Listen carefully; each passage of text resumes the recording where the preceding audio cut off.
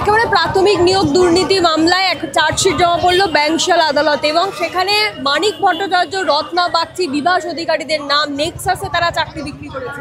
আচ্ছা, আপনি বলুন দেখি, এই মানিক ভট্টাচার্য, রত্না যাদের নাম করছেন, এরা কেউ মুখ্যমন্ত্রীর নির্দেশ ছাড়া করতে পেরেছে দুর্নীতি? তাহলে তার নাম নেই কেন? অভিষেক ব্যানার্জির নির্দেশ ছাড়া করতে পেরেছে, তাহলে তার নাম নেই কেন? এই কোনো রাজ্যে যদি কোনো অপরাধ সংগঠিত হয়, তাহলে পুলিশের আইবি ডিপার্টমেন্ট আছে। আপনি যদি পুলিশ একটা পড়েন, 1861 সালে আইন, তাহলে দেখবেন যে পুলিশের মূলত 3টে দায়িত্ব। একটা হচ্ছে তাদের একটা ইন্টেলিজেন্স থাকবে, তারা রাজ্যে কোথায় কি অপরাধ সংগঠিত হতে পারে তার খবর রাখবে, বা অপরাধ সংগঠিত হলে তার খবর রাখবে। 2 হচ্ছে এই অপরাধ সংগঠিত হলে তার কেস একটা রেজিস্টার করা এবং তা তদন্ত করা, তদন্ত অন্তে একটা চার্জশিট দাখিল করা এবং ট্রায়ালে সেটাকে প্রমাণ করা। এটা হচ্ছে প্রসিকিউশনের কাজ। তাহলে আপনার রাজ্যের মধ্যে সারদা, নারদা, প্রাইমারি, সেকেন্ডারি সব হচ্ছে, যতক্ষণ না পর্যন্ত মামলা হয়েছে কোনো পুলিশ ধরেনি। তাহলে এই যে পুলিশ মন্ত্রীকে মমতা ব্যানার্জি, তাহলে ভয়ে বলতে হবে যে পুলিশ মন্ত্রী ব্যর্থ হয়েছে, আর না হলে বলতে হবে পুলিশ মন্ত্রী ইন্ধন জুগিয়েছেন। তাহলে এই প্রশাসনের ইন্ধন ছাড়া এই অপরাধ সংগঠিত হয়নি, এতদিন ধরে হচ্ছে। 2011 সাল থেকে 2025 সাল, এই দীর্ঘ সময় ধরে দেখবেন প্রতিটি বছর অপরাধ হয়ে চলেছে, একই ধরনের অপরাধ। এবং আগামী দিনে যে নিয়োগগুলো হচ্ছে তার অপরাধও হচ্ছে কিন্তু এখনও। হ্যাঁ, এই 25-এ যে নিয়োগ প্রক্রিয়া হলো সেটাতেও অবশ্যই হয়েছে। যারা পার্টিসিপেট করছে তারাও তো এসে বাইরে এসে বলেছে যে একটা নির্দিষ্ট সংখ্যক লোককে দেখা গেছে, তাদেরকে সাহায্য করা হচ্ছে বেছে বেছে, এবং স্কুল ধরে তার তালিকা তৈরি করা হচ্ছে।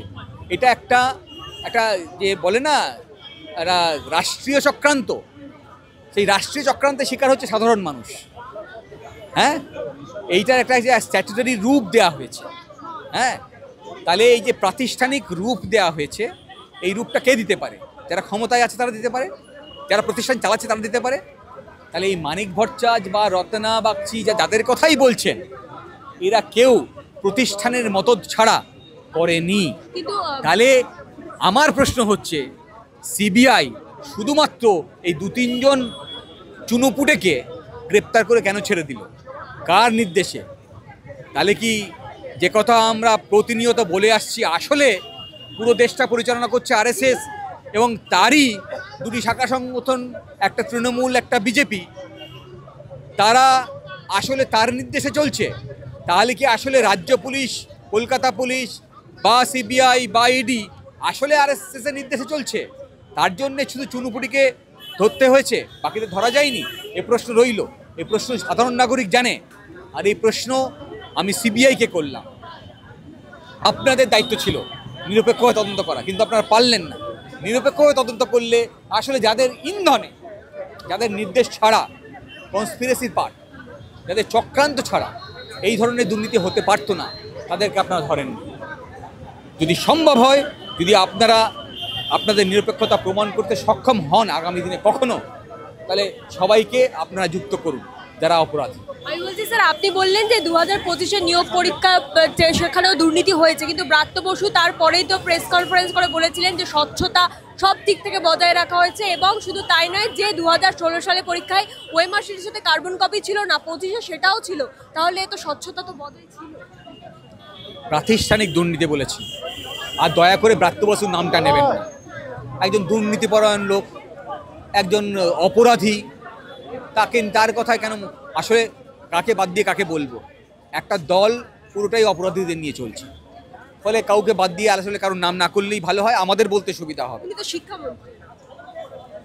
দুর্ভাগ্য সেটা পশ্চিমবঙ্গের বাসী, এতে উনি শিক্ষামন্ত্রী, যিনি শিক্ষামন্ত্রী ইউনিভার্সিটির মধ্যে ঢুকে ছাত্রদের চাপা দেন, ছাত্রদের খুন করার চেষ্টা করেন, যার নামে ছাত্ররা খুন করার চক্রান্তের অভিযোগ নিয়ে আসেন, খুনের চেষ্টার অপরাধের অভিযোগ নিয়ে আসেন, তিনি রাজ্যের শিক্ষামন্ত্রী। ছাত্ররা অভিযোগ নিয়ে আসছে যার বিরুদ্ধে তিনি শিক্ষামন্ত্রী। এটা পশ্চিমবঙ্গবাসীর দুর্ভাগ্য ছাড়া কী হতে পারে? ফলে তার কথায় আলাদা করে গুরুত্ব দেওয়ার কোনো প্রয়োজন নেই। সাধারণ যারা নাগরিক, যারা ভিকটিম হয়েছে এই ঘটনা, তারা পরীক্ষা দিয়েছে, পরীক্ষার রেজাল্ট বেরোনোর পরে বলেনি, কিন্তু পরীক্ষা দিয়ে এসেই বাইরে বলছে যে তার পাশে দেখা গেছে কিছু লোককে সহযোগিতা করছে একটা গোষ্ঠী। এবং আমি বলছি এখনও যদি ভালো করে পরীক্ষা নিরীক্ষা করা যায়, আমার কাছে খবর আছে যে যাদেরকে টেন্টেড তালিকার মধ্যে থাকা উচিত তাদেরও একটা অংশ পরীক্ষা দিয়েছে। এবং আপনারা দেখেছেন যে ইন্দোরের মিটিং থেকে মুখ্যমন্ত্রী বলে আসছে যারা আনটেন্ডেড তাদের আগে দেখে নিই, পরে টেন্টেডদেরকেও দেখবো। ফলে অপরাধকে উনি ইন্ধন যোগাচ্ছেন শুরু থেকেই। ফলে অপরাধীদের নিয়ে কথা বলা উচিত না। সংবিধানের শপথ নিয়ে এরা এখনো ক্ষমতায় আছে, এটা আমাদের দুর্ভাগ্য। আমি সেই একটা প্রশ্ন করব, কুণাল ঘোষ আজকে একটা জিনিস রিপোস্ট করেছে তার ফেসবুকে, এনসিআরবির রিপোর্ট অনুযায়ী কলকাতা সেফেস্ট। এটা তিনি কুণাল ঘোষ বলছেন চতুর্থবারের মতো এটা প্রমাণ হলো, এবং অপরাধের দিক থেকে কলকাতার সবচেয়ে নিচে। তাহলে আরজি করে যেটা হয়েছে সেটা অপরাধ নয়, যেটা এই law college, south Kolkata law college হয়েছে সেটা অপরাধ নয়, যেটা ক্যানিংয়ে হয়েছে সেটা অপরাধ নয়, যেটা জীবনতলায় হয়েছে সেটা অপরাধ নয়, যেটা ভাঙড়ে হয়েছে সেটা অপরাধ নয়, যেটা কৃষ্ণনগরে হয়েছে সেটাও অপরাধ নয়। আসলে যেটা প্রথমেই বলেছিলাম যে সারা পশ্চিমবঙ্গ জুড়ে রেপ হবে, সারা পশ্চিমবঙ্গ জুড়ে ধর্ষণ হবে, কিন্তু তাতেও এনসিআরবি রিপোর্টে পশ্চিমবঙ্গ শুরুতে থাকবে। হ্যাঁ, কারণ আসলে আবার বললাম কুণাল ঘোষ তো অপরাধী, আরএসএস পরিচালনা করছে। আরএসএস কারা? যারা দেশের সংবিধানকে মানেনি। আরএসএস কারা? যারা স্বাধীনতায় বিরুদ্ধে ছিলেন, ইংরেজদের পক্ষে ছিলেন। আরএসএস কারা?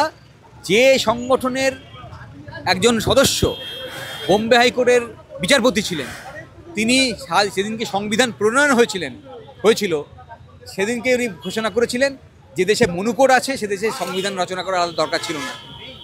তাহলে যারা সংবিধানকে মানেনি সেই সংবিধানকে শপথ নিয়েছেন শুধুমাত্র সংখ্যাগরিষ্ঠের ভিত্তিতে, নির্বাচন কমিশনকে বিকল করে, সমস্ত নিরপেক্ষ সংস্থাগুলোকে বিকল করে সংবিধানকে আসলে ভুলুণ্ঠিত করছেন, সংবিধানকে ধ্বংস করার চেষ্টা করছেন।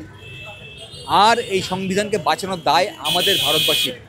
তাই আপনাদের মাধ্যমে সমস্ত ভারতবাসীর কাছে আমার আবেদন, এই দেশের সংবিধানকে রক্ষা করতে হবে।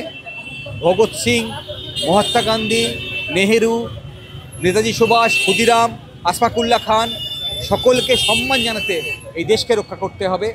আরএসএসের বিরুদ্ধে লড়াই করুন, বিজেপির বিরুদ্ধে লড়াই করুন, টিএমসির বিরুদ্ধে লড়াই করুন, আরএসএসের সমস্ত শাখা সংগঠনের বিরুদ্ধে লড়াই করুন, দেশকে রক্ষা করুন।